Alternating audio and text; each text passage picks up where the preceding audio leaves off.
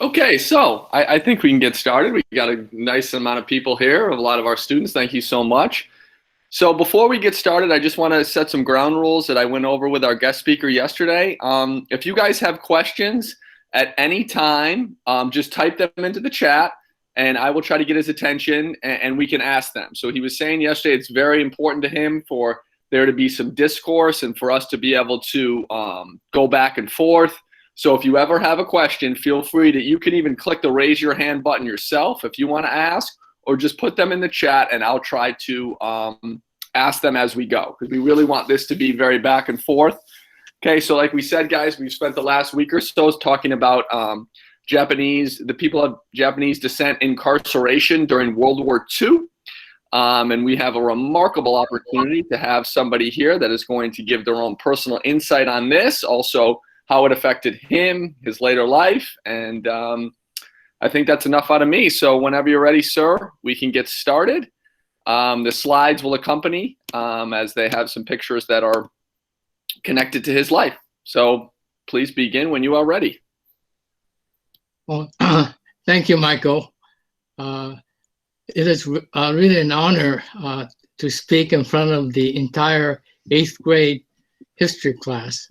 I think the topic today is very important for the future of America, and I hope they learn something from it. You're probably wondering why I have my Vietnam combat fatigue on. This is a fatigue that I wore in Vietnam when I was fighting there, and also American flag behind it. I will explain the reason during some time on my lecture. So hopefully everybody will tune in all the way so you'll find out why I'm wearing my uniform today. First,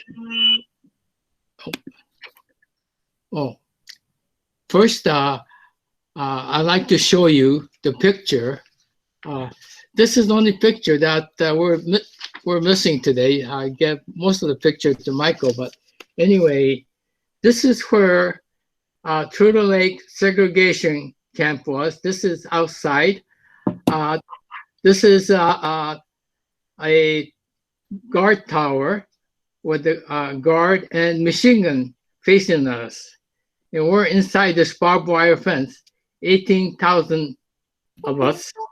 It's a lot more than that fits the Madison Square Garden. This is one of the camps. There are 9 other camps, but this was the camp that I was born. So I thought I would show you this because we're locked up in this camp for close to 4 years because politician at that time fabricated the story that the Japanese American was a menace to the West Coast, and therefore we have to be in prison. And all of us lost everything and dignity, and I'll get into that. But anyway, this is a story that I'll be telling today. Back to the 8th graders. When I was your age, 8th grade, did you know I was only a couple miles away from where you are in 1959? That was about 62 years ago. When I was 14 years old, I came from LA to here.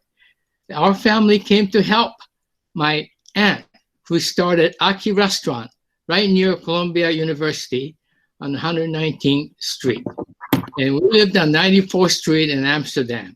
So for a brief period of time, from May of 1959 to August of 1959, I lived in Manhattan. And also, and I was telling the teachers before, I've been your neighbor for over 50 years. When I came back from Vietnam with PTSD and exposed to Agent Orange, I isolated myself starting in Fort Lee. And that's where I started. I worked for Mikasa, China War, but because of my PTSD, I couldn't get along. I couldn't focus. I made a lot of mistakes. So I was terminated. So I started my own business in 1954 in Fort Lee, New Jersey.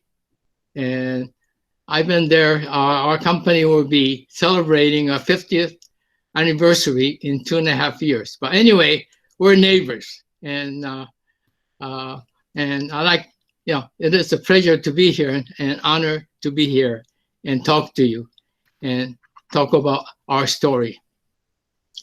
Now, Michael is going to be showing the pictures. I think picture tells 1,000 words.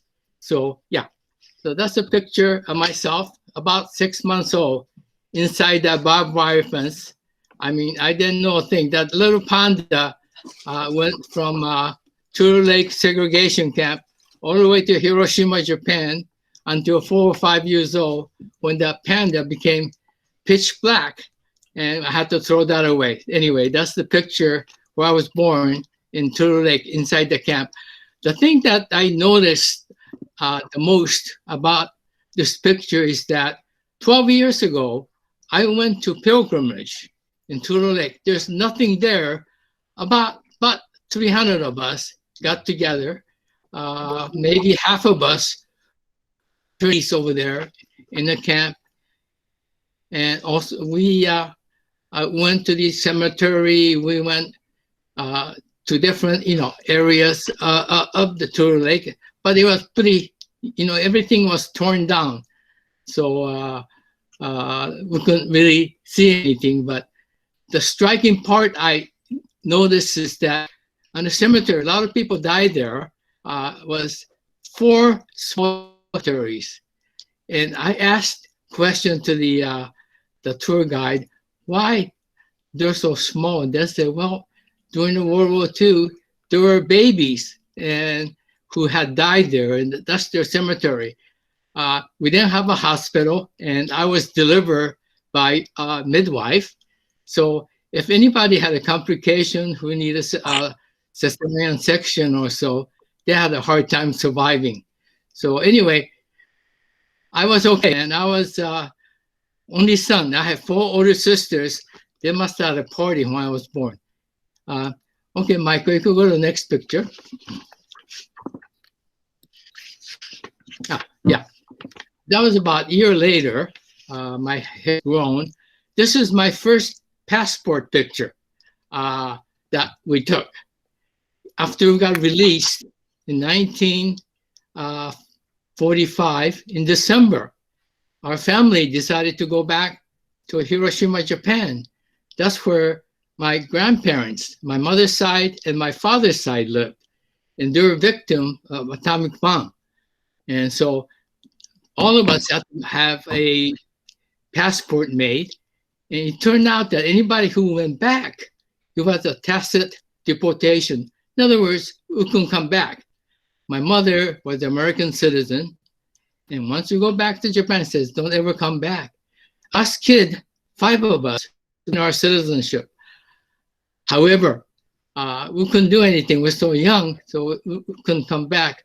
But we found a loophole later on, which I will explain when we start talking about Hiroshima, Japan. But anyway, that is the passport picture I took. I was a little bit over a year old. Okay, next picture, Michael. Yeah, that's the first picture our family we took in Turtle Lake Segregation Camp. We started with the Santa Anita racetrack for 6 months in Los Angeles because they were building the internment camps. They were building 10 camps, but it took about 6 months. But anyway, this was the first family picture we took inside the camp. This was prior to being released from the camp. This is just before we went back to Hiroshima.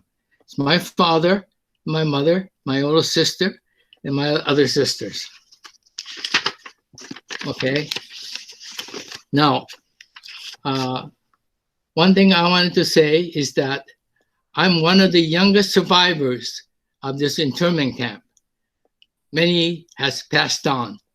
And my sister, oldest sister, who's 12 years older than I am, passed away 20 years ago.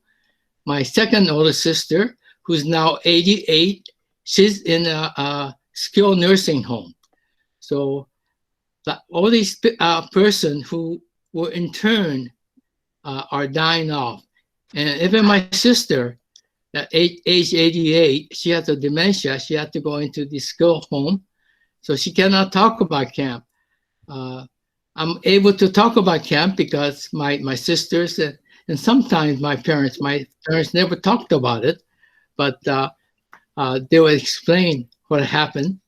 And so this is an opportunity to explain what happened to us. And the story you're going to hear is very horrifying because they had fabricated all the information to the Supreme Court. So all of us were interned. We got locked up because we were Japanese, because we were different race, Italian Americans, German Americans, who were also enemy of the United States, were not interned, just us. And I will talk to you about what fabrication they made later on. Okay. Okay, next picture, Michael. I wanted to show a picture of myself. Even though I was born in internment camp, incarceration camp in Turtle Lake, I have volunteered and served in this country. And just as the young Japanese Americans, when they were like a little bit older than you guys, they must have been 17, 18, 19, they have volunteered to fight in the World War II against the Germans. And some of them who spoke Japanese actually became interpreters for the American troops. But anyway, whenever I talk about the internment camp, I too had served in this country, and I know how the young Japanese American 70 some odd years ago felt. War is hell, but anyway, I had no place to go when I came back from Hiroshima back to the United States.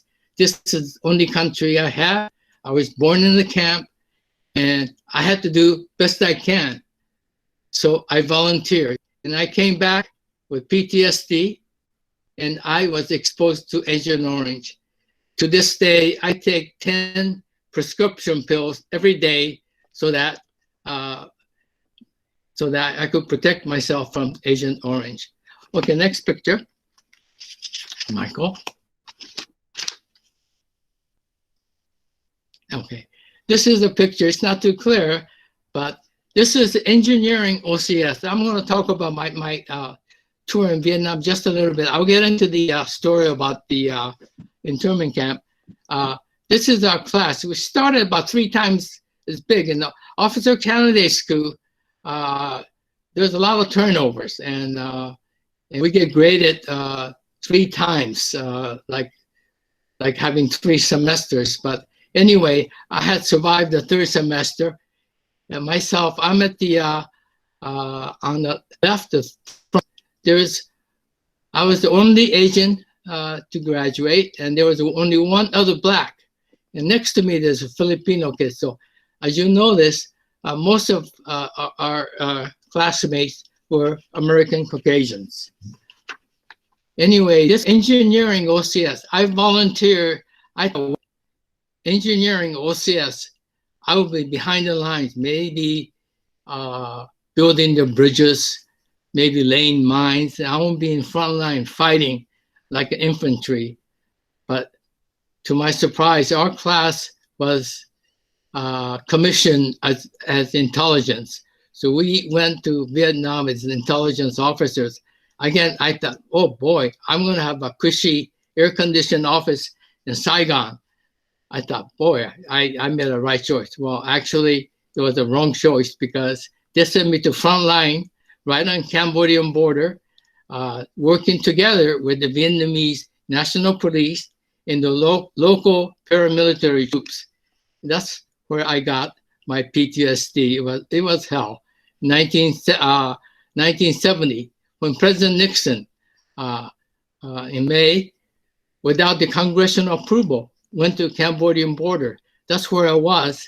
And we had so many POWs, refugees come in, and we didn't know what to do. That was one of my worst memories I have of Vietnam. Okay, next picture. Michael. Oh, that's me in my fatigue. I'm carrying 45 pistol. As an officer, you get to carry pistol. Usually at night, when I used to go to ambush, I would carry M16. That was my outfit. Next to me, you can see his face, was Major Ebby.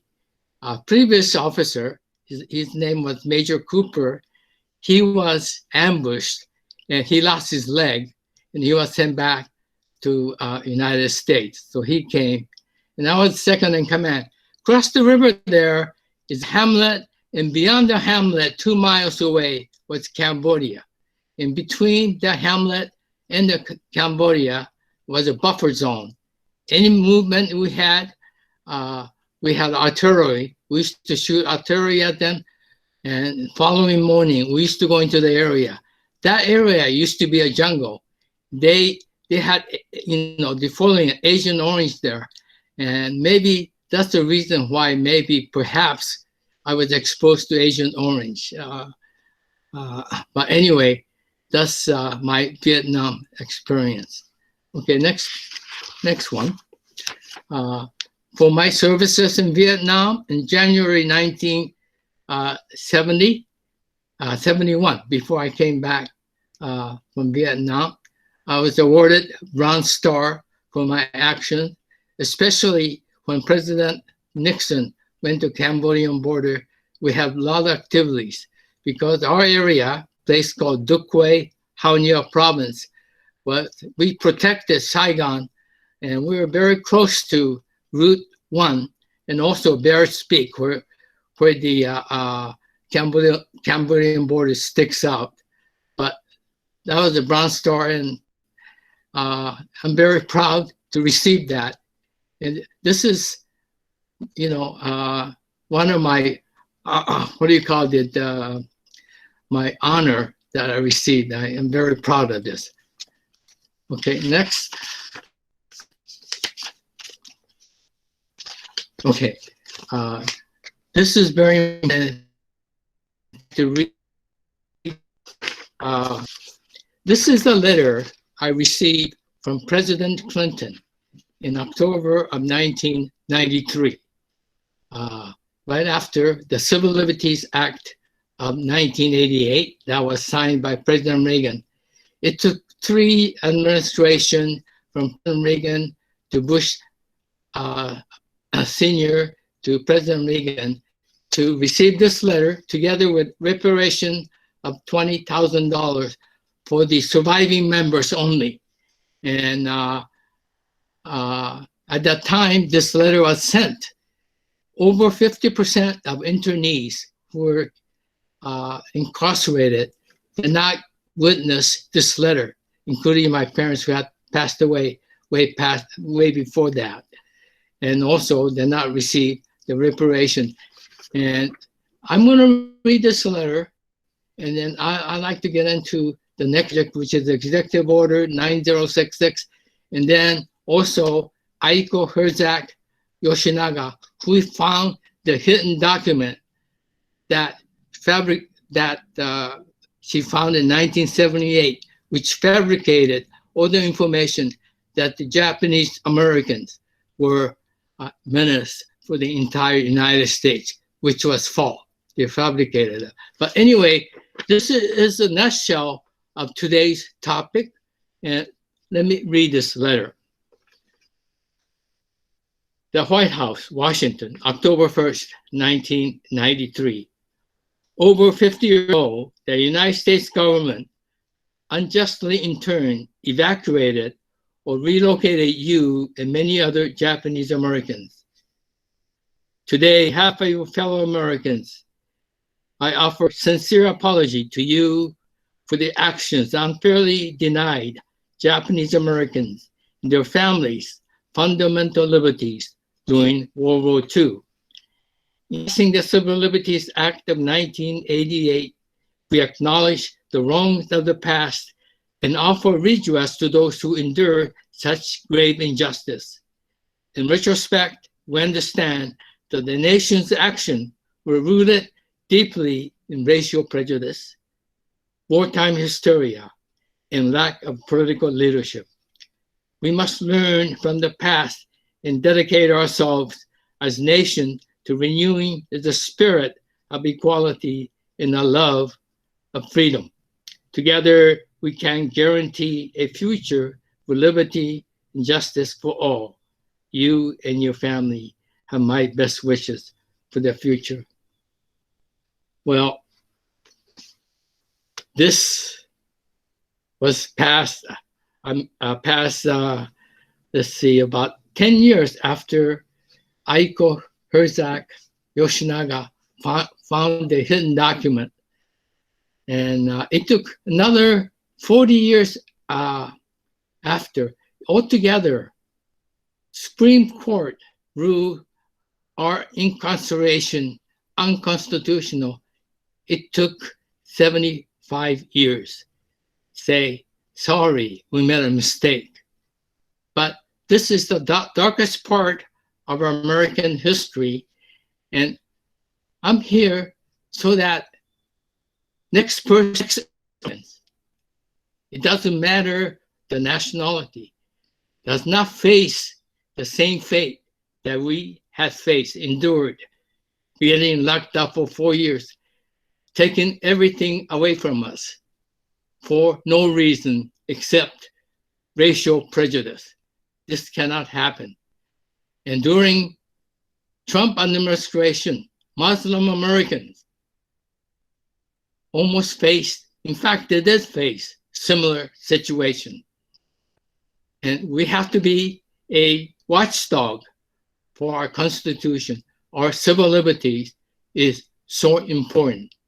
And this is why whenever I'm invited to talk about this, I read this letter first, because this tells something that the president says, I'm sorry, this happened because of the racial prejudice. I don't want this to happen to any other people. Can I ask a question, please? Yes, please. So a student yesterday asked, it's been 40 years, you've lived through the tragedy. Does the apology have any meaning? So what does the apology mean to you, coming even 40 years later? Well, apology means that our Constitution, our civil liberties, ultimately works. And we have to do a better job of protecting our Constitution. And we have to be very proactive in doing so. For example, 4 years ago, did you know that City of New York has civil liberties, Day of Civil Liberties and Constitution, the Fred Korematsu Day, that's January 30th. 4 years ago, this was passed. It took about 2 years for it to pass, but they did pass it. And we are celebrating January 30th each year, recognizing Fred Korematsu. I'm going to get into Fred Korematsu and Aiko and everybody else a little bit later on. But it's important that, you know, for us to recognize something like this. And just last year, my wife and I went to Fort Lee, across the bridge, because I lived there such a long time. I've been doing business there a lot. We got that Program of Civil Liberties and Constitution passed on January 16th of 1920. And this year we celebrated our second year. And using that as a stepping stone, my wife and I went to state of New Jersey.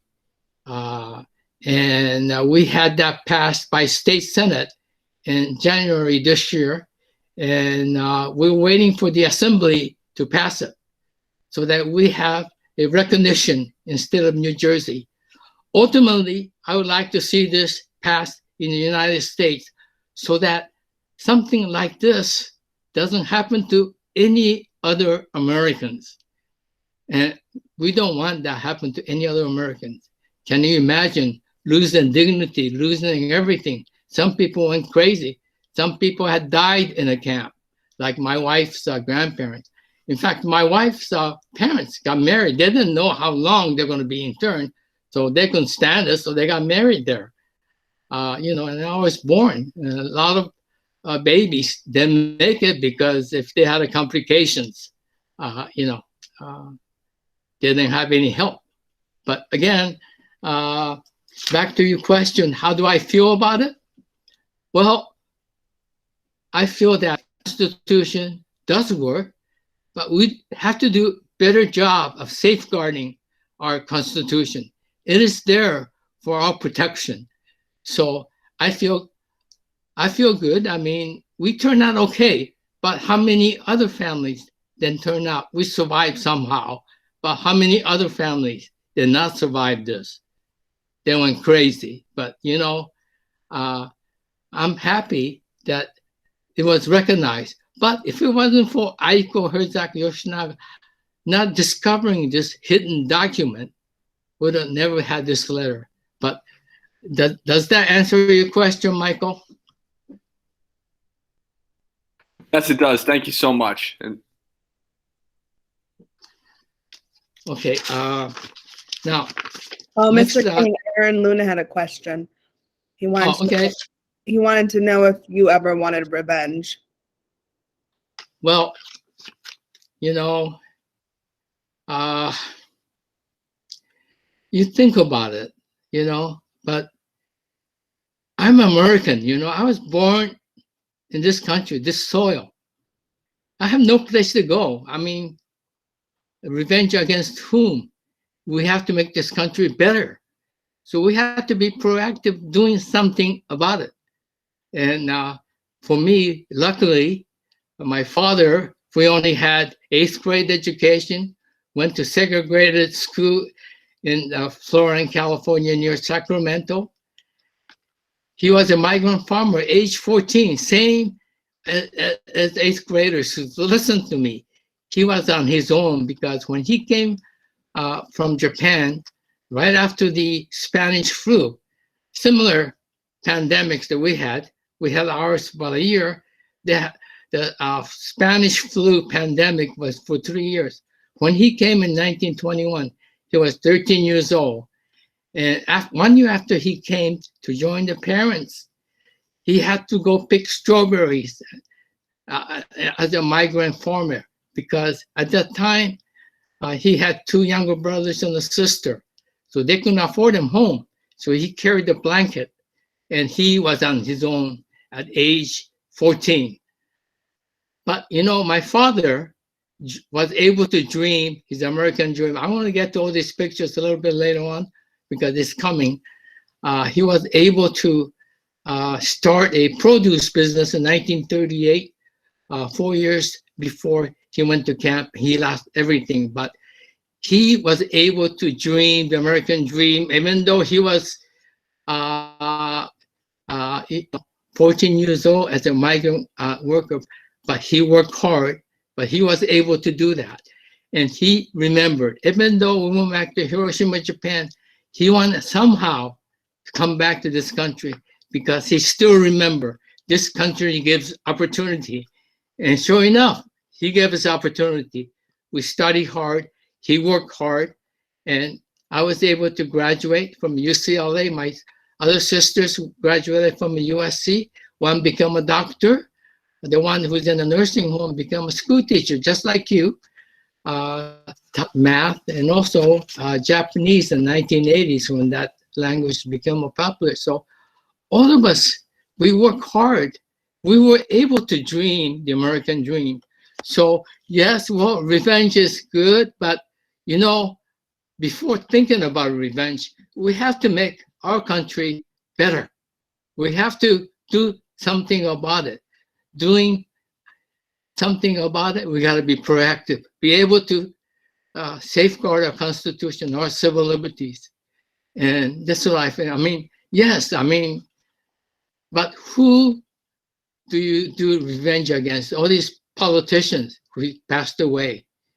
I mean, today, even today, some of these politicians doing the same thing. We got to be watchdog so that something like this does not ever happen to any other Americans. Is that answer your question? Revenge. That's a great response. So I see that the next picture is about the Japanese internment. Do we want to move on to that one? Yes. Okay. All right. Thanks so much. Great. Thank you so much. Okay. Go on to the next picture. Oh, well, the Executive Order 9066. This was passed February 19th, 1942. As I said, they said the Japanese American was menace to the West Coast. So 99% of the Japanese American had lived in the West Coast, from California to Oregon and Washington. So they said, well, they're a menace to this country, even though they had the report saying there was no proof that they were a menace. So this executive order, because they passed it, fabricating and lying to the public, and they gave us notice, said, you're going to the camp. And they gave us one carry-on suitcase per person. Can you imagine? You cannot take your pet. If you have something heavy like piano, you can take it. Or if you have a car, or even if you have a house, how can you sell the house in 10 days? We lost everything. And this executive order, so unfair. They treated us like a cattle. And first place we went and was standing in a racetrack. But I'll get into that. I have next picture is the boat that my father came in. I'll get into that. But let me get into, I'll get into a little bit later. Let me get into Santa Anita. Going back to Executive Order 9066. I'm sorry that I'm jumping around, but Executive Order 9066. My father had a business. He had a car. He was really dreaming the American dream. He lived in East LA. He had 4 girls. They had a comfortable life. Because of this, he lost everything. And now I'd like to get into the picture of the boat. Okay, Michael, next. Yeah, this is 1921. Right after the pandemic, he came on this boat dreaming of American dream at age 13 to rejoin his parents. Little did he know, because of the pandemic, they had a recession. And everybody had a hard time making a living. So he had to carry a blanket, and he had to become a migrant farmer. Like any other immigrant, we had to start someplace. We all have a start. This is where my roots began, with my father having American dream came to this country. Okay, next. Next picture. Yeah, this is my friend, about 10 years old. With Kawa. Our family in Hiroshima, Japan was farmers. And actually, this is where I lived from January 1946 to May of 1956. I think it's got a little better than that, but that's where Hiroshima, Japan. That was my father when he was about 10 years old. Okay, next page. And here at age 32, he was able to dream his American dream. He worked hard. He learned how to drive. He had street smart. He and his partner started Oka Produce, selling tomato and lettuce. And he had 26 people working for him. But he realized his dream. About 4 years later, everything was taken away from him. Like I said, he had never forgotten America does have opportunity, and he wants us to have the same opportunity. And I had a good parents. I mean, he didn't give up. He says, you know, you work, study hard, you have a chance. Sure enough, we work hard, study hard. We were able to realize our American dream. Okay, next page. Okay, this is a question about Santa Anita racetrack. Before they could build the barracks for 10 internment camps to house 120,000 Japanese Americans, the first place they went was a racetrack. So they closed the racetrack and they put the Japanese Americans here for 6 months. And according to my sister Margie, she says, well, they went in spring of 1942 and got out in fall of 1942. And she says, you know, sleeping inside the stable during summertime was horrible. The stench, it was terrible. And they used the bleachers at that time to study. They had their own Japanese school teachers teaching English and so forth. That's how they did it. But anyway, they were like rounded up into this to Santa Anita racetrack for 6 months. And, okay, next page. I'll show you the first camp they went to. Yeah, this is Lower Arkansas. They had 10 camps. At that time, they were in Los Angeles. And it took them about 4 days to take a train to Arkansas from a Union Station in Los Angeles. And so that the public would not see them, they had to put the shades down in a train. So they were sent to this camp. It's called Lower Arkansas. And there were 10 different camps situated all over the United States. There were a couple in California, there was Arizona, Wyoming, all different. Anyway, this was second camp they were into. Okay, next picture.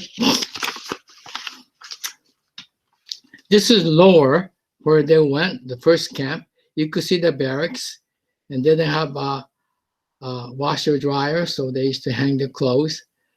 So that was the picture of Arkansas. Okay, next picture. This was the third camp we went to, Turtle Lake. And below, these are two pictures of classrooms where my sisters were actually learning Japanese language and Japanese culture. And let me tell the story. Tech, we had a question from a student about school. Aaron Luna said, how did the camps affect the schools and the education of the kids? Well, okay, first of all, I mean, initially, they couldn't find the teachers willing to come to teach the kids. Or I only could talk about Turtle Lake, but they used to commute to come in to teach. But let me give you the story of Turtle Lake, where they learned the Japanese language. But anyway, definitely just imagine yourself. Let's say you're in 8th grade and they take you everything away from you, and you know, in the school, I mean, they couldn't get really anything going. So for a while, they couldn't find the teachers, but ultimately they were able to find teachers. But can you imagine? You couldn't get good teachers. I mean, kids had a ball, actually. They didn't go to school or anything, but it did affect, I'm sure, when they were released, they have a hard time catching up. That was a very good question. Just imagine yourself just evacuated and having just a suitcase go into a camp and wait for the school teachers to come, who's willing to come and teach. But meantime, you have to find within your own community to find the teachers to teach. I hope that answered your question. That's great. Alex, do you want to jump in with your question? Yes? Oh, a student has a question he wanted to ask. Do we mind if we have Alex ask the question? Oh, yes, please. Go ahead, Alex. When you were like, oh wait, no, let me restart. Did you ever play sports during the camp, or? Well, they had like a baseball teams, and they had the small wrestling. I mean, they had all the time in the world, so they had the sports. They did whatever they can, you know, for the pastime. For as a kid, I mean, they had all the time in the world to play whatever they want, you know. But they didn't have the proper equipment probably because they didn't have any money to buy them. But again, you know, this is a camp. This is not out in the public. This is not public like in the United States. So yeah, they were missing a lot. A lot of kids missed a lot, even though they enjoyed it because they didn't have to go to school as much. Let me, is that okay, Alex? Did I answer your question? Yep. Okay. Turtle Lake. Why were we sent to Turtle Lake? Even though they were in Arkansas, they were sent to Turtle Lake because in 1943, U.S. government demanded a loyalty question, specifically 27 and 28. Anybody who answered no and no to this question was sent to this Turtle Lake segregation camp. This is most heavily guarded and were treated like criminals.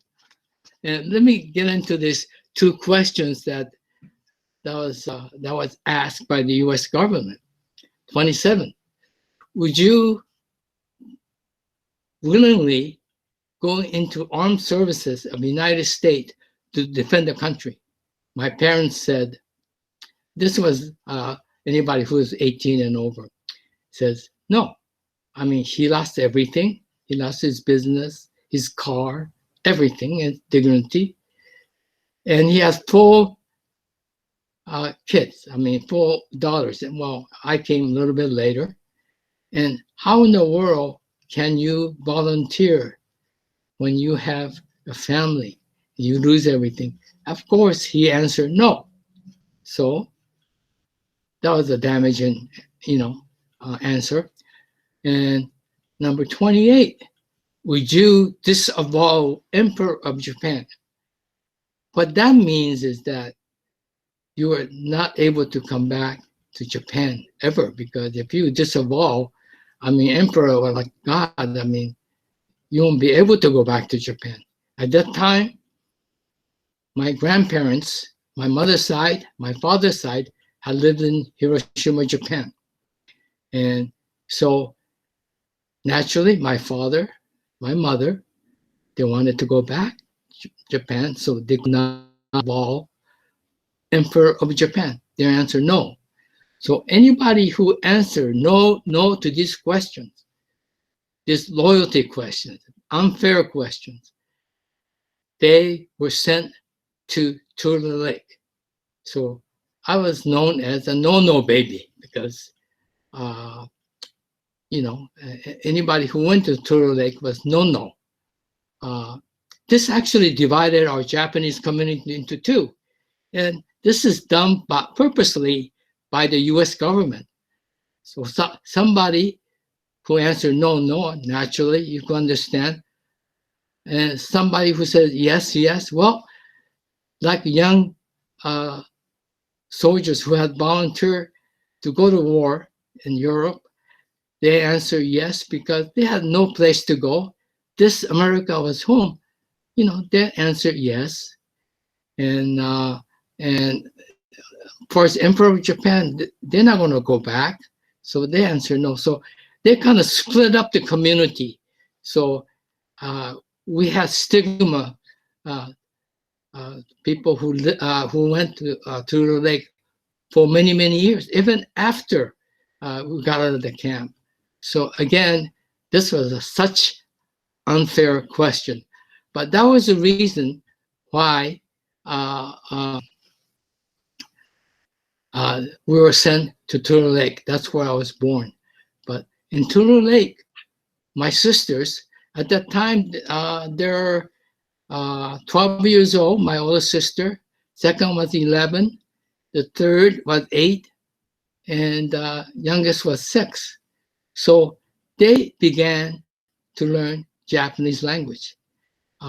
They did not trust America. They were ready to go back to Japan. So they were learning actually in the school over there, Japanese language and culture. Okay, go to the next page. Yeah. Tech, one of our students asked, was there more security or were there more difficult conditions at Tula Lake? Well, I think that some of other camps, they were more easily accessible to doing the farming, or more accessible to some of them were released to the day trip to the city to work and stuff like that. But this camp, nobody was able to go out.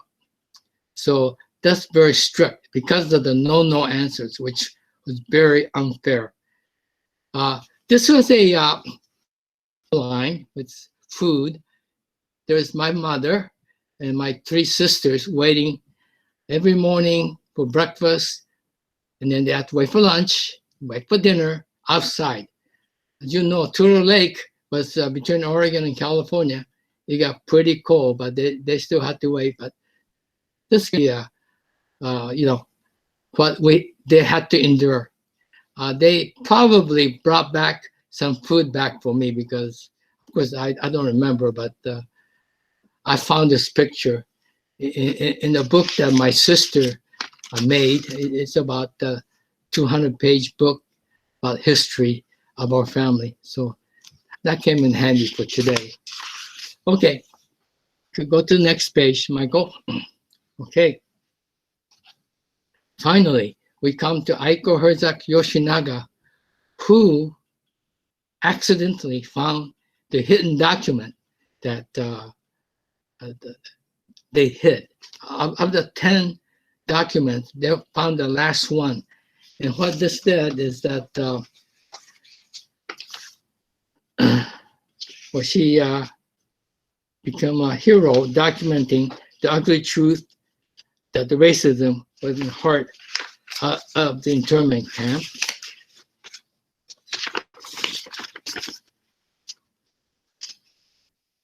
Now, let me read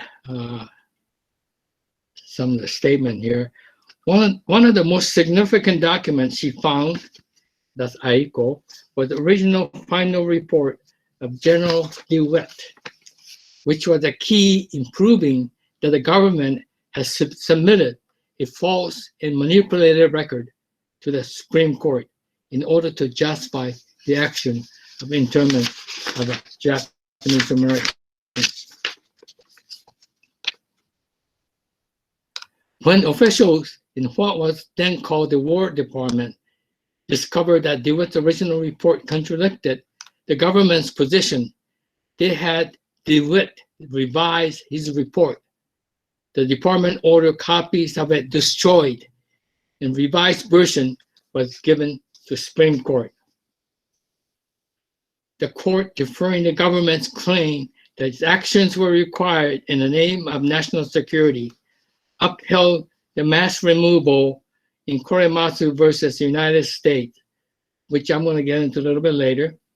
Herzog Yoshinaga's keen eye and persistence led to her discovery and recognize the one copy of the original report that had not been destroyed, helping to demonstrate the decision to remove Japanese American was based on racism, not on military necessity. That's how we got the apology letter from all the presidents, and also led to the Civil Liberties Act of 1988. So in essence, Executive Order 9066 was not justified by military necessity. Unfortunately, it took such a long time to find this report. If she did not find this report, Supreme Court would never have ruled Executive Order 9066 unconstitutional, nor we got apology letter from the president that says that it was racially motivated. Even today, the September 11, 2001 attack, today immigrants are again being branded as a danger to the country. Minority communities continue to experience discrimination, hostility, and hate. And the Supreme Court in the travel ban case this year has deferred to the president's action, carry out the name of national security, even in the face evident that they were motivated by the prejudice. Now, again, the point is that we have to safeguard. We have to be proactive. Watch our politicians and protect our Constitution. And she is our hero. And okay, could you go to the next page?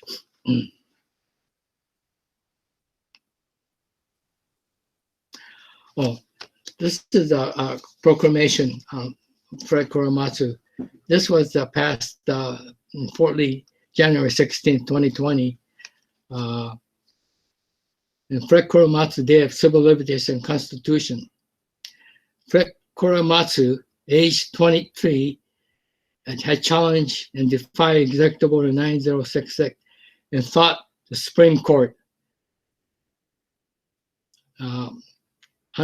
Because of, and then at that time was justifiable based on military necessity, which meant that 120,000 Japanese Americans were interned and they had lost everything, just like our family. And 40 years later, federal court overturned Korematsu's criminal conviction, not the Supreme Court. That was in the 1980s, right after Aiko Herzog Yoshinaga found the document. The Civil Liberties Act of 1988, signed by President Reagan, in reparation of the Japanese Americans, and also apologize for the past actions. So what I've been doing, myself and we did testimonial at New York City in front of the council about 4 years ago. They were able to pass the Fred Korematsu Day in New York City. Also, Fort Lee, since I've been there almost 50 years doing the business, we were able to pass this proclamation overnight. And this year, during the pandemic, we started the state of New Jersey. We were able to pass the state senate, and still waiting for the assembly to pass. And hopefully will pass, because we like to go all the way to federal government, and it should be a no-brainer to recognize something like this. Today, as you know, we have hate crime. All these hate crimes are because of lack of leadership. So I think something like this, being proactive, and going for a proclamation like this, is very, very important. Okay. Okay, next page.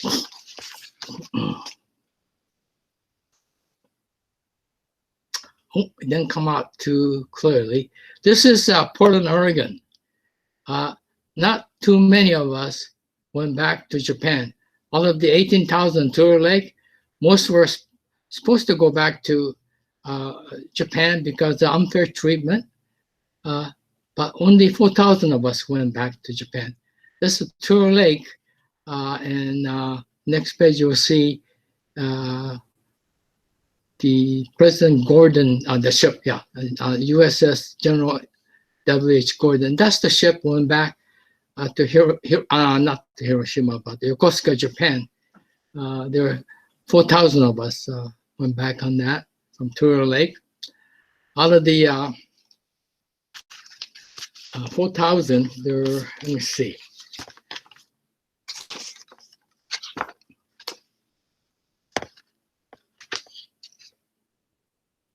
there's 1,718 miners just like us. In fact, my wife and I went back to a pilgrimage about 10 years ago, or 11 years ago, in Turtle Lake, California. And we had a reunion of about 6 of us actually were in the boat. And out of the 6 of us, 3 of us are like babies. We didn't know each other, but some of them, they knew each other, but we were able to reunite with the people who went back. But of all the people, of 8,000 out of 120,000 went back to Japan, half stayed back in Japan. They didn't want to come back again, just like my 2 uncles who actually was in the Turtle Lake Internment Camp, never came back. And my cousin, who's the same age as I am, she had not come back. So out of that 8,000, 4,000 came back. Well, this was a result of what happened because of the internment camp. We went back to Hiroshima, Japan, because my parents were worried about their parents. But they said, and I like to call this tacit deportation, because it says, don't come back.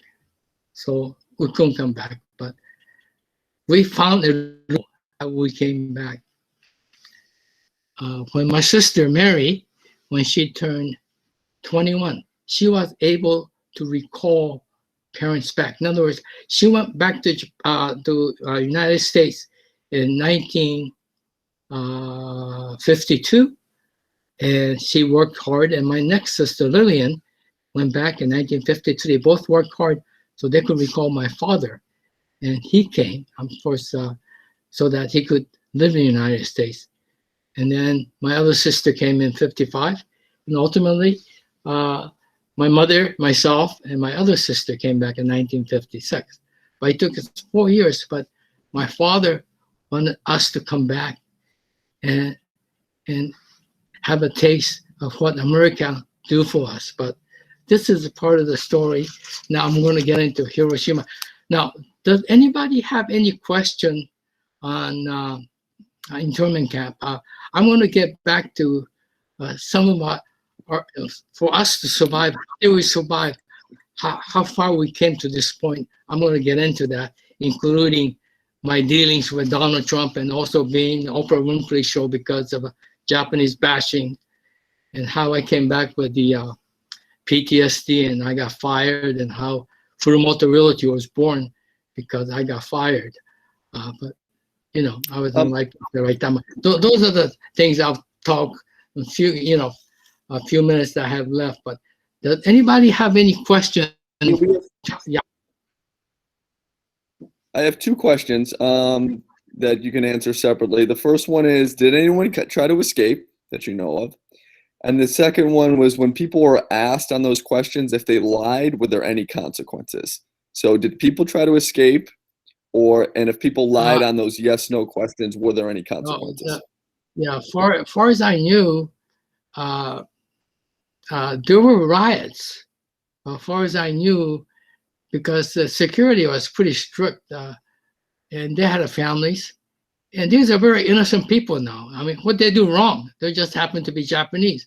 What do they have to escape from? I mean, so they weren't like convicts, so they did not escape. What was the second question again?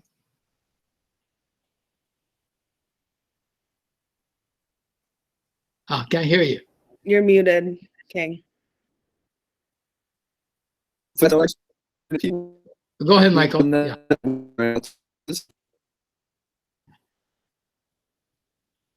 Or caught lying. Question we talked, said yeah, no. Well, I mean, I'm sure some people, in order to really please the U.S. government, I'm sure they lied. They wanted to go back, maybe. They didn't want to go fight for this country, I'm sure. But hey, they wanted to please the U.S. government because they had to remain in this country. You know, really, And there tough was situation. one more that I thought was interesting is like, how much did things cost at the camp? Were people paid money? Like, how did you buy things? Well, they used to send a Sears and Roebuck book, and out of the book, you order something, and they used to order for clothes and things like that. Like my father actually had a job carrying rice, carrying soy sauce to, within the block. There was 18,000 of us in the camp, so they had to deliver the shoyu that Japanese use for their cooking. So they got paid a little bit. I mean, very minimal. I mean, wherever we ordered something that was practical and useful. So, I mean, we didn't go to supermarket, or we didn't go to retail shop. There is no such thing. It was just ordered from the catalog from Sears and Roebuck. I think that's all of it, but I think the students would definitely be curious. Did you say you had some interactions with President Trump?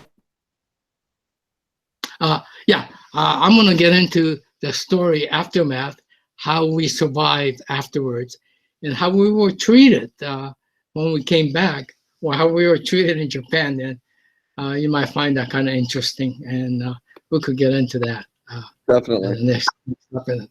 The first half, I wanted to explain what happened and how they fabricated. And because we're the Japanese Americans, were placed in the camp, where Italian Americans, were German Americans, were not. So this is really according to all the presidents, Reagan, Bush Sr., Clinton, it is a racial prejudice. It's racially motivated. So I just want to get that across. But, yeah, this had happened. But we're here as Americans, and we have to fight together to make this country better. We have no place to go. I fought for this country. I mean, we got to make this country better. Just be proactive. I want to tell the kids, be proactive and try your best. Don't give up. My father said, don't ever give up. There was a Japanese term called gaman, perseverance. Just grit your teeth and do it. Sometimes you have to do that. And all of us, as siblings, we did that. So would you want me to get into Hiroshima? It's a topic that a lot of people probably don't want to hear about, but it happened. No, I think that'd be great. Picture.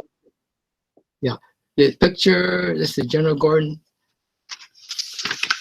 Okay, next picture. The picture about atomic bomb and how city became flat. 150,000 people evaporated in an instant.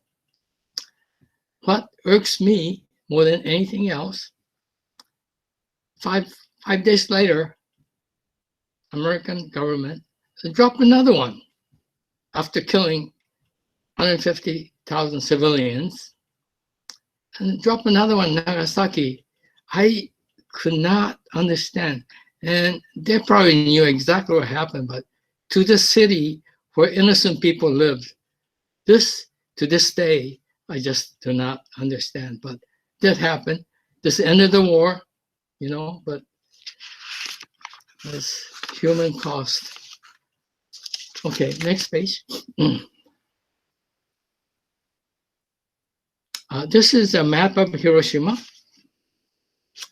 The part says the Hiroshima ground zero, and my mother's side had lived only 1 mile from ground zero.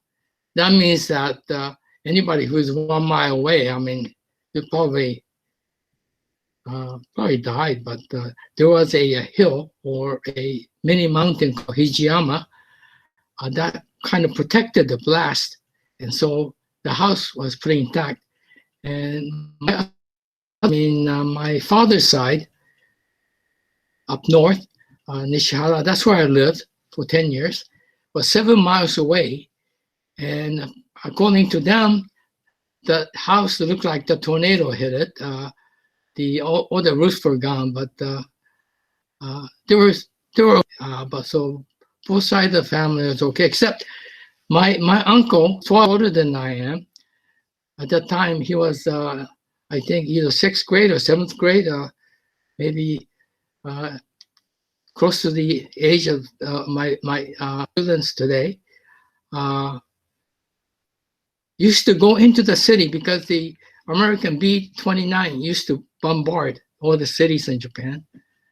And so they had to clear the debris from the streets.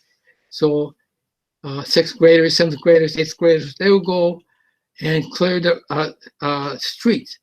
And at that time, he was clearing the street, the atomic bomb struck. And fortunately, though, he was behind a concrete wall, so he wasn't really hard hit, except that his body, his arm, his face was all burned. I remember I used to visit him and where he used to live, and he used to take me to swimming in the river, and he would have scars, the burn mark, and my mother would say ahead of time, "Well, don't ask your uncle where he got his scars." So I wouldn't dare ask him, but he never talked about the scars. But another time I remember is that we used to have a volleyball. Japan volleyball is very popular. 4th, 5th, 6th grades, we used to play intercity tournament. In those days, we didn't have a uniform, we don't have the luxury. So one team would take their shirt off and one team had their shirt on. So what I would notice is that, just like my uncle, a lot of them, especially if they were close to the city, have burn marks, and some of them, the missing fingers. And I must have been about 3rd grade or 4th grade watching the game. Jesus Christ, why is that so many kids that are missing a limb or burned? But really didn't dawn on me until later on. But there was another time. Also, like if you were of a marriageable age, 18, 19, and if you guys 21, 22, in those days, still arranged marriage, more so than love marriage. And whenever there was arranged marriage, whenever you mention Hiroshima, especially like my uncle, who is very, very close to the epicenter, no one would marry him. Ultimately, he married another hibakusha. Hibakusha means victim of atomic bomb. So they marry each other. Fortunately, their kids, he had 2 kids. They're in their 50s now, but they seem to be okay. But those are the things that I noticed about the atomic bombing. But there are other stories it's kind of cute and kind of sad. You want to get to the next page? And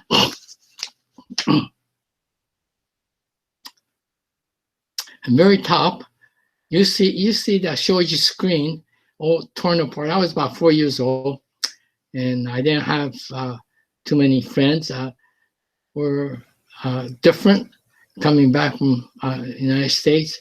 I was an outcast from neighbors' kids, so I didn't have anything to do better than tore those shoji screens up. Anyway, my aunt one of my aunts stayed in the United States and moved to New York City, and she worked in a laundry store, and she would send us care packages. And some other Japanese American organization in the New York or other parts of America used to send us care packages. And whenever we get these care packages from America, my four sisters, of course, they're a lot older than I am. They knew there's going to be a chocolate, like Milky Way. There's going to be marshmallows and gum, Wrigley's gum, and so forth. And they've got a coffee, condensed milk, clothing like overcoat and sweater. We used to go swarm to the packages. And I'm the last one, you know, and running the group. So, but at the end, I always found cloth of marbles, real colorful marbles. Kids in Japan didn't have it.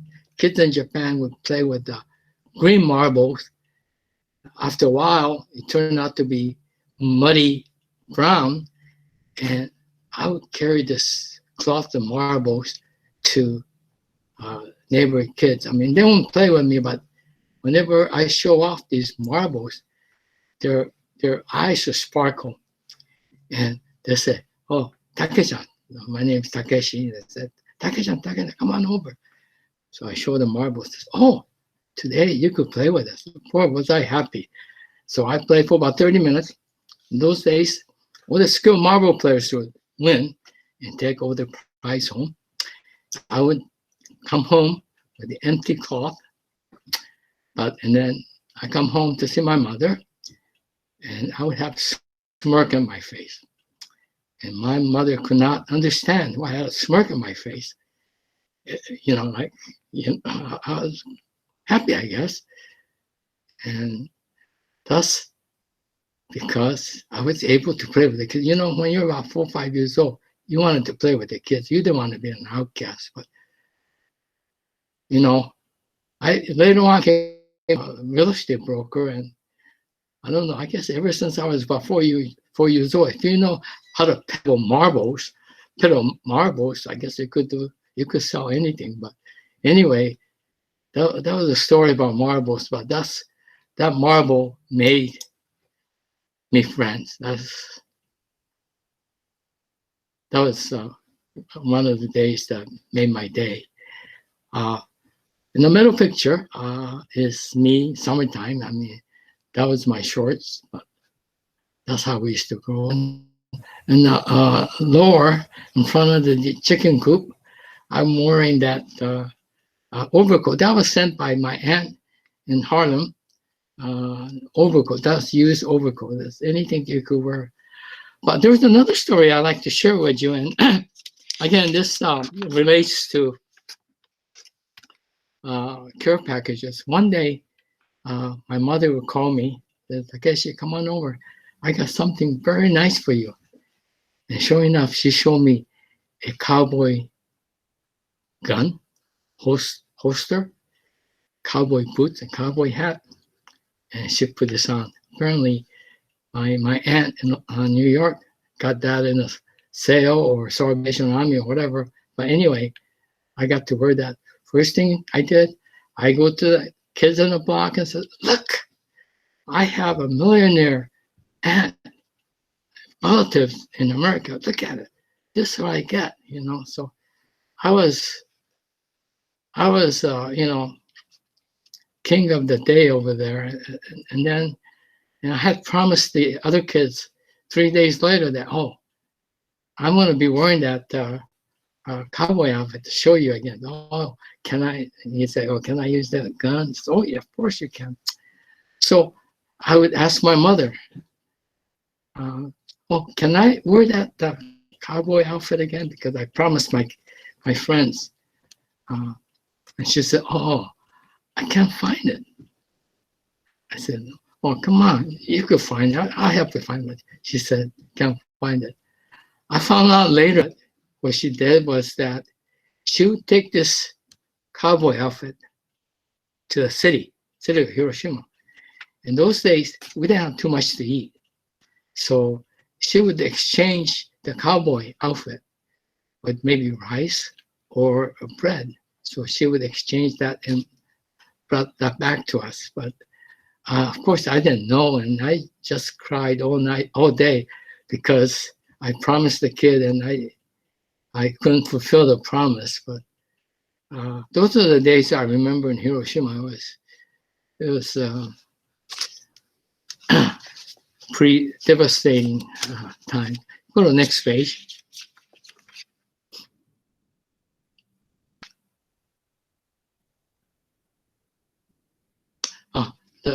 Below is my 5th grade. That was my last year in Japan. That's my classmates. First 2 years or so, I mean, I wasn't popular at all. But 3rd, 4th, 5th year, somehow I was able to become a president of the class, and somehow I was able to intermingle with them. And in fact, 2 years ago, we had a reunion. Out of that 30 some odd kids, 10 showed up. All these kids actually were victim of atomic bombing. They don't show it, but they were fairly close. So if you're a victim of atomic bomb, you carry this registry, and you get all these treatments free, especially like leukemia and stuff like that. But that's in my class. But reason why I was discovered by my classmate and had the reunion after 63 years is that when Obama came to Hiroshima back 5 years ago, he was the first sitting president in the United States ever to go back to Hiroshima to pay respect, not to get apology from Japanese government, just to pay respect. And my wife and I said, well, we gotta go back. We gotta see this event.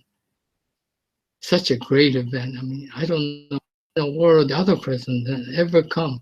All you gotta do is pay respect for the person who died. But at that time, I went back to my elementary school, the same school there, and I asked the principal, can I, since Obama's here, can I kind of give a little talk about, well, Hiroshima, what the kids know about Hiroshima. And of course, I was in Vietnam, and I wanted to kind of talk about the war in Vietnam. So they were able to give me 30 minutes or so. So I was able to speak. And somehow this particular news hit the mass media. And one of my classmates had discovered me and got to the school teacher. And he still happened to be alive at 91. So he actually came to my reunion too. But back to Obama, I must give him credit because I know all the veterans, of course, whenever they talk about Hiroshima and so, well, it was a necessity because without it, a lot of American lives are at stake. But it took a lot of courage and guts for sitting president to come. And I could see all the smiles right after his speech at the Peace Park. You could see all the smile, the people who came to listen. It was one of the finest moments, I think, in my life. Watch that, because I know how much, hurt that people in Hiroshima was. And up above, that's the train that we took, and my teacher and my classmates came to say goodbye. That was May of 1956. And I didn't go back to Japan until 14 years later when I was in Vietnam and were allowed 1 R&R, rest and recreation. That was time that I went back to Japan. But this is some of the stories of Hiroshima. I mean, I could go on and on, but will take forever to talk about it. But okay, next page.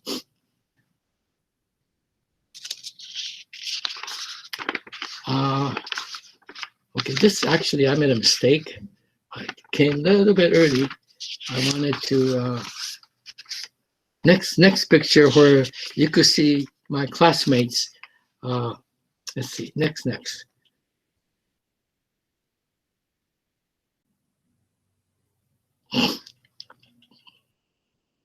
Yeah. This was taken 1957 June. This is my graduating class, 6th graders. When I went back to Japan, we lived in South Central Los Angeles. And I didn't know who lived there and this and that.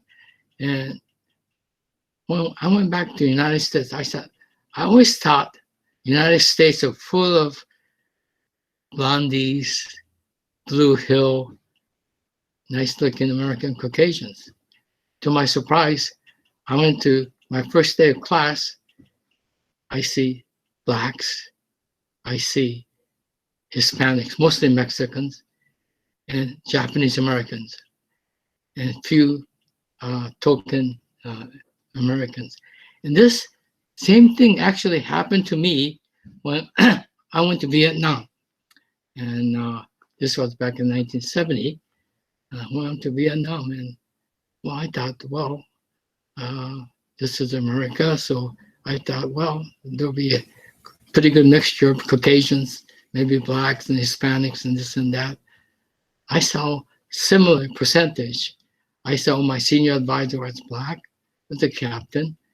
My associate in the military intelligence was black with 20 years experience. My radio operator was black. There was a mobile advisory team.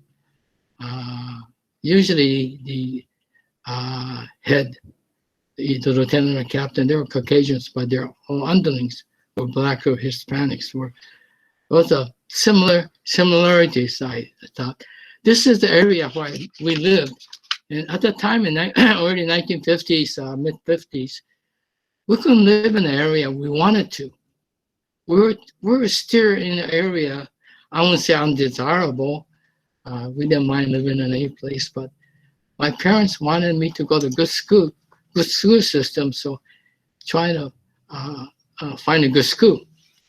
And they would look for a house, look into Los Angeles Times, and we all go, family go, and go to the real estate office. We wanted this house. Can we see this nice house? Price just right for us. Somehow the house was sold. I said, oh, shucks, well, we missed the opportunity. 2 weeks later, same ad appears, says, we go over there again. Same thing happened. Oh, sorry, you just missed it. But we're discriminated even at the time in the 1950s, but it didn't matter where we live. If we studied hard, I was able to go to UCLA. Later on, I was able to go to officer candidate school, become officer in the United States Army, but it didn't matter where you grow up. As long as you try hard, it doesn't matter. But my high school classmates, people who went to UCLA, they were blacks. One became a Harvard University professor, one became a lawyer, and the other one, I lost contact with him, but really doesn't matter where you are. This is America. Hey, we're a mixture of all nationalities. All of us are immigrants, so I don't know. But I thought you might find this kind of interesting, but I found it interesting whereby, Jesus Christ, I thought I'm going to see a lot of Caucasians, but to my surprise, I saw nothing but minorities when I was 11 and a half years old. Okay, next picture. This picture about UCLA.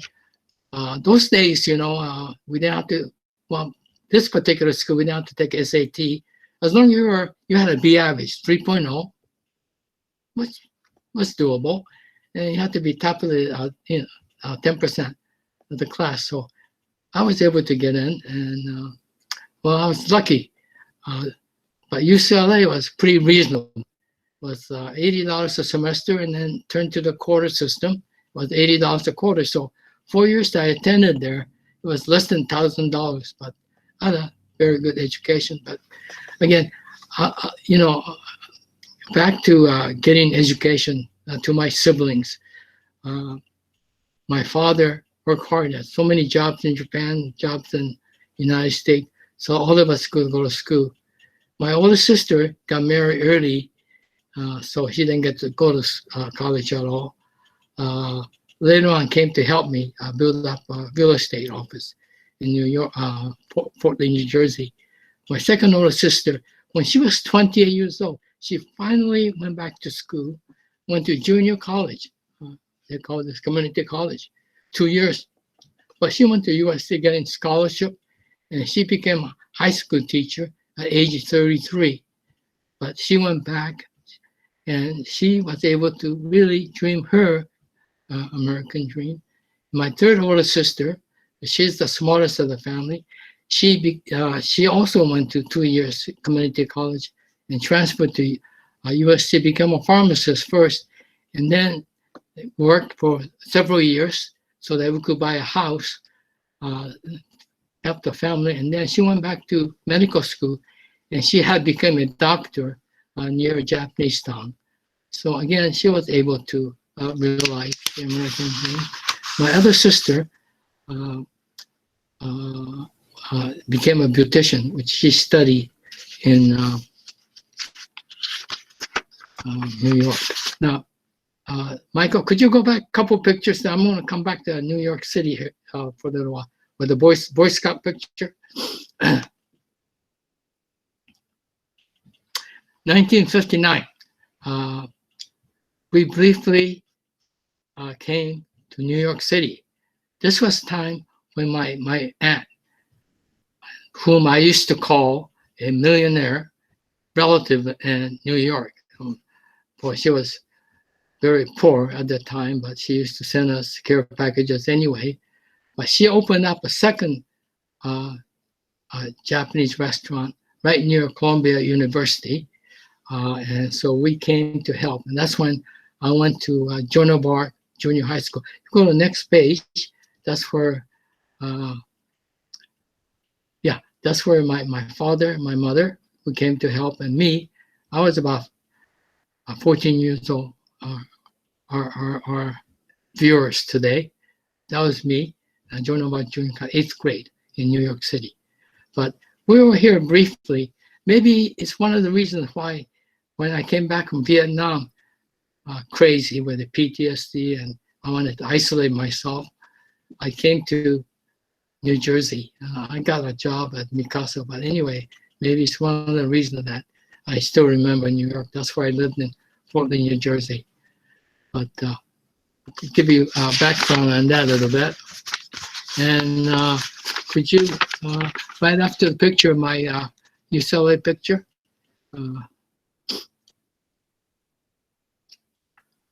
yes. Below is a picture in 1974. This is when I started my own business. I couldn't hold a job. Any place I went, I got fired because I couldn't focus. If you know anybody who came back from different wars with PTSD, you know what I'm talking about. You just could not focus. But anyway, we started our own business, and we still have this business to this day. It's going to go on 50 years and 2.5 years. That's the first office I had. I paid $100 a month because I didn't have any savings. All my savings from Vietnam I used up while I was recovering from PTSD. And all the wedding gifts, monetary gifts are gone. So that was all gone. So $100 a month. There was another real estate office as you open the door, it's a real estate office. In the back room, I had a room without any windows and put a couple of my chairs there. That's how I started, but I don't know. I guess I was in the right place at the right time. 1980s. Japanese came to buy United States, especially New York City. They came to buy Rockefeller Center. They came to buy buildings. They came to buy many condos. And I would get into Donald Trump's story about the condos. And I was pinching myself in the morning. I said, I thought I was going to be in this basement office for the rest of my life working. And come 1980s, and Japan became second economic power. And I was right in the thick of it, and I was able to sell some building, for example, 489 Fifth Avenue, right in front of the New York Library. on the 40th Street and Fifth Avenue. I was able to sell Emerson Country Club as a golf course. And also, our office was the top office, real estate office, to sell Trump Park conversion, and also Trump Towers too. The conversion was at 6th Avenue and Central Park South, one of the best locations. And that's when I met Donald Trump. But I don't know, I don't want to talk too bad about a person, but he had never ever thanked me. I kind of stay away from him, but he never said thank you to me. I think there's a next page, but just wait a little bit. It tells you about, how much we did. But again, I was in the right place at the right time. And above the picture of my wife, I met her when I was, before I went to Vietnam. And I met her in Japan also. She came to Hiroshima. She was born in this country. Her parents were married in the camp that I was born in. But she was the one who helped me through. She nursed me through my PTSD, which took about many years. That's why our son came by 8 years after we got married. But anyway, she helped, and both of us were able to start this business. Okay, go to the next page. This is an article about me selling Donald Trump's building and other buildings and Manhattan golf courses and so forth. Again, like I said, I was pinching my cheeks here, and my goodness, am I dreaming? But I happened to be in the right place at the right time. But now I was able to dream my American dream at this time in the 1980s. But whenever you make money fast, it goes out fast. I got into developments and I took a beating. I was in such a hole financially too. But anyway, I was able to reach that dreaming the American dream, just like my father did. My father's business was taken away. Mine was because of my foolish moves. But anyway, that's the picture of Donald Trump. Oh, by the way, Donald Trump had called me once. It was 1992, I remember. And recently I read his tax returns, but I guess he was in real trouble at that time. And he would call me for the first time. He says, "Tack, remember the person who bought that $1 billion or $500 million golf course in Pebble Beach?" I said, "Yeah, well, one of my sales staff has his number." So I was able to give his numbers. And sure enough, apparently he went to Japan trying to sell his yacht called Princess. But I don't know if he sold it or not. But that was the only time I had him talk to me. But that's my dreaming the American dream. Okay, next page.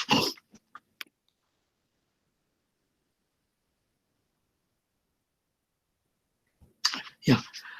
During this time when Japan bought New York City, they bought the United States, all over the United States, there was a jealousy. This is not the first time. We have Asian hate. We started with the coronavirus, the Chinese coronavirus, but at that time, by the Japanese bashing, because Japan had bought so many buildings at Rockefeller Center. So what happened at that time, just like today,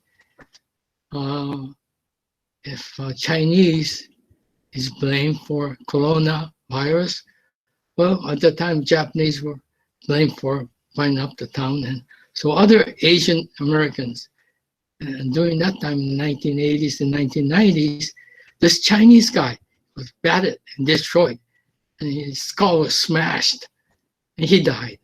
So our hate crimes comes here and there. The first hate crime we had was our incarceration of Japanese American. This was the second one I faced, and now it's the third one, but I don't know. Tack, yeah. I'm sorry to cut you off. A student just asked you a great question, and just so we're all set on time, we should probably wrap up about 1:15, if that's okay. Okay. Yeah. A What student time is asked, it now? how do you feel about President Roosevelt? As in Franklin D. Roosevelt. Well, I don't know him personally. I like his wife. His wife was against the Japanese internment, but I don't know. He got a lot of pressure because the Japan attacked Pearl Harbor. But you know, you do not do things on wit. You do not fool people. There's 120,000 innocent lives at stake, and you have to make the decision, just like Truman did with the atomic bomb. You have to make the decision. It's a tough decision. However, there's human involved, human rights. You have to realize that. For that reason, for that particular reason, Roosevelt, yes, he helped America, this and that, but he didn't help us. He destroyed our lives. Well, he was a leader at that time, takes responsibility. But that's how I feel about him. But, so let me see. There was one other question a student asked about the guards in the internment and the incarceration camps. Did they ever abuse their power, or how were they? Well, yeah. Yes, they did abuse of power. There was a case one time. There was a Japanese guy got, disorderly, and he got shot. I mean, without provocation or anything. I guess he gave the guard a hard time, but he did get shot. He died. His name was Okamoto. It did happen, but not too often though. The Japanese Americans were very well organized.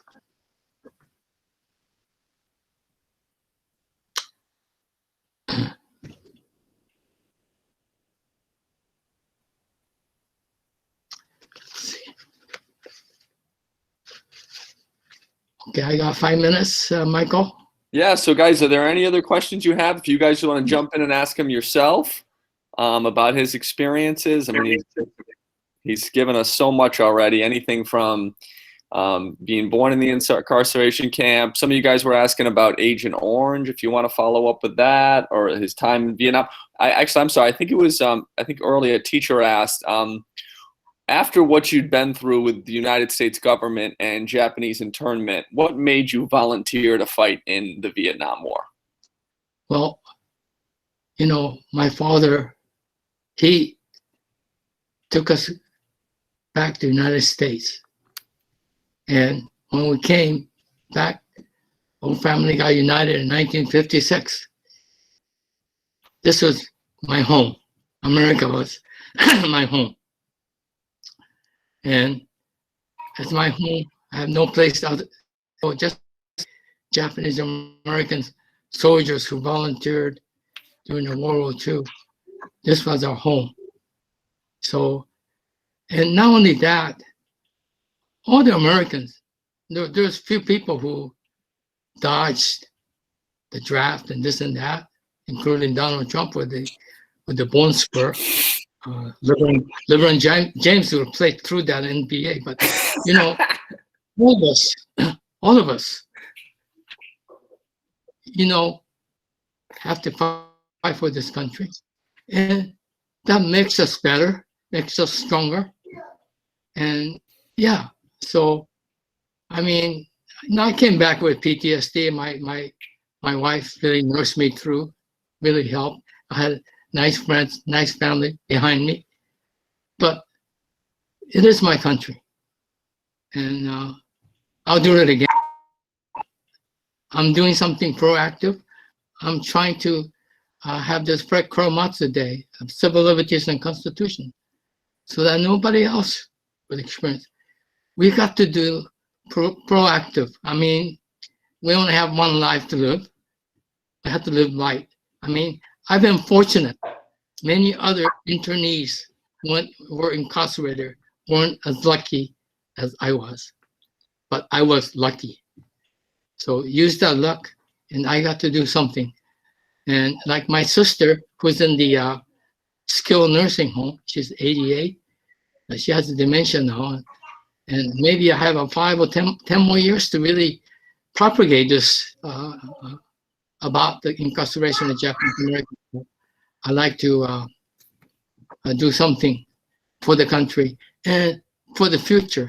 And I hope the 8th graders who's listening to me, you are our future, and be proactive, study hard, and come on, persevere. That's the thing you got to do. The last picture you see is a key to the city of Fort Lee I received back in 6 years ago. I started in Fort Lee, and fortunately, Fort Lee braced me, and I was able to be a successful real estate brokerage over there. They were able to give it to me, and I'm very proud of it. And these are seeds of my father, seeds of my wife, and we have to help me. So anyway. So Aaron, I think we had 2 students. I'm sorry to cut you off, sir. We had 2 students raise their hand. I would like to give them a chance. So Aaron, Luna, you can go first, and then Alex Wu, you can ask your question. Then we should be just about done. So thank you so much. All right, Aaron, you first. So my question for you, sir, is did the guards for the camp ever abuse their power? Like they abused other people? Yeah, well, actually, Michael asked the question. There was one incident I know whereby apparently there was a Japanese American troublemaker, but without any provocation, he was shot. So there was a case about that. Yeah. Okay, Alex, you want to ask? Sorry. Oh, by the way, oh, yeah. I told everybody, why I'm wearing.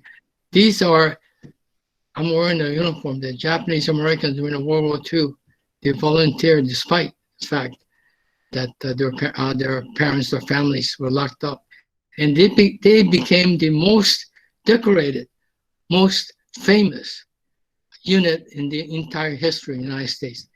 President Truman said, "You not just fought the war, you fought the prejudice, despite what you had to go through."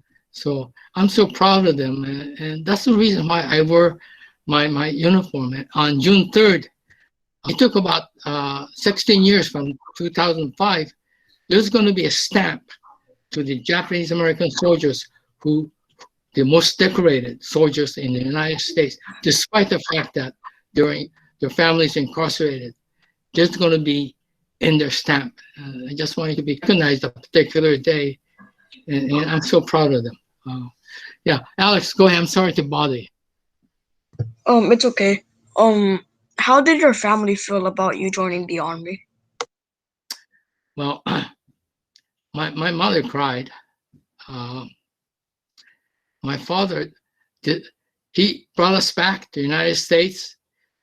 He's real tough. I mean, I'm the only son. Deep inside, I knew he was hurting, but he says, "Do your thing." And I was very happy to hear that, but he was, but I think everybody around me were sad that I went, but I think that's true with any other family. And I was scared too. But hey, this is our country, and I'm going to be here. Nobody's going to push me out. So I went. All right, that's so great. Thank you so much. Great questions, Alex and Aaron, and thank you so much for taking the time to talk to us. You just covered so many fascinating things that I think we all could learn from, really, in every direction of life, and patriotism and loyalty and being an American, and you just covered so much. And thank you so much for taking the time. I think hopefully maybe we can plan next year. You can come to Cha and meet us all in person. Well, whenever I do talk to the future of America, makes me feel good, because I want to see America be great again. I mean, not great again, but it is a great country. You gotta safeguard it. That's all. Be proactive. Well, thank you very much. I really appreciate the opportunity. All right, so we'll have a great rest of the day, and thank you for the questions and everyone listening so well. Everybody have a great weekend. We'll see you on Monday. Okay.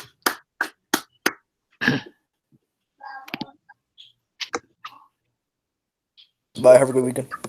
Yeah, thanks, guys. Okay. All right, Zach, I think that went really great. Thank you so much. Thank you very much. Yeah. That was, man, I honestly, when you said the Trump story, I thought you were going to have something recently. I didn't realize you guys worked together. I stay away from him. I want to find that article now from the magazine. I want to read about your. Go ahead and read that. Yeah. You want me to send it to you? Yeah, I'll send it again. Absolutely. Yeah. Peace, sir. Thanks. Yeah, that's funny. I was yeah, thanks a lot, Calvin. I do remember when that Japanese like late 80s, early 90s, and they were, economically doing so well, and there was this backlash. Do you remember somebody came to America and said that American workers were lazy? Do you remember that? Yeah, I kind of remember that. There was an article, right? Yeah, and that was like people were like, oh my, and it's funny how things just, every 20, 30 years or whatever it is. I kind of forgot about that till you brought it up today, that time period when. Yeah. It does happen. Yeah. So you cannot distinguish Asians and, Chinese corona and then Japanese bashing. I mean, we get all put together. And regions. All right, so I have to go, but thank you so much for doing this, and we will be in touch. I mean, we would love if you could come to the building next year. Well, okay. Thanks again, Michael, for inviting me. Yes. And, hope makes a difference for the future of America here, and it's really nice of you to, reach out, trying to get somebody who's alive. But I know history is boring, but you need somebody kind of make it alive. Well, yeah, you are you're walking history. Yeah. Okay. Well, thank you so much, sir, and have a great weekend. Okay. Thank you. Yep.